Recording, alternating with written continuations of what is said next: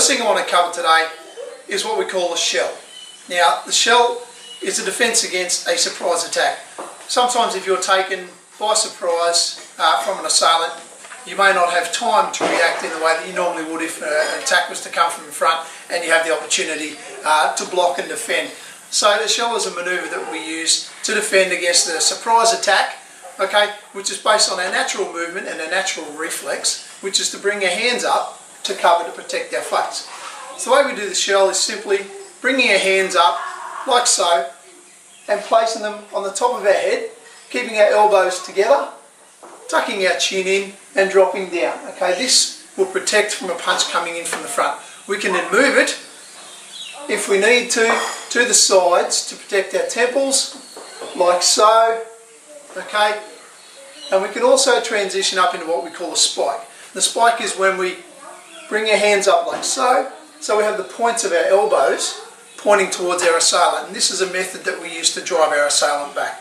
Okay, so an attack will come, automatic reaction is to shell. Once we've established where our assailant is, we get ready to spike, we drive in, points of the elbows into our assailant's chest to try and drive them back, at which point we can then counter-attack. Okay, so the scenario we have here is that you may be in a bar and somebody comes and throws a surprise attack at you. So you're standing here minding your own business and an attack comes from the side. You see something come out of your peripheral vision, but you don't know what it is. Okay, from this position, I don't have time, if my assailant throws a punch, to try and do any fancy blocking techniques, okay, because I'm just going to get knocked out. So from here, I'm minding my own business, an attack will come from the side, and initially my hand just comes straight up to cover.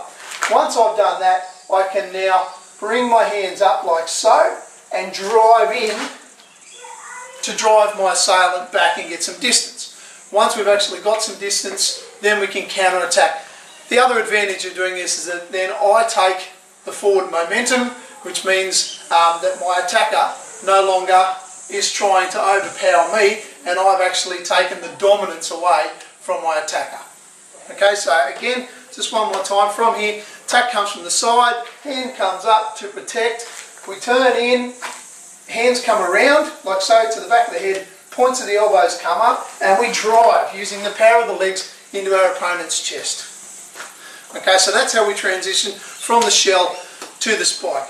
If we happen to be here and the opponent is continually throwing punches, we just slightly reposition our hands as such from one to the other, still covering our face, our eyes, our temples, all of these kinds of areas around our jaw. Okay, they're the main kind of areas that we need to protect. So if our assailant is throwing punches, we just need to move our hands around to protect those vital areas. Okay, and that's how we use the shell and spike to protect ourselves in that kind of attack.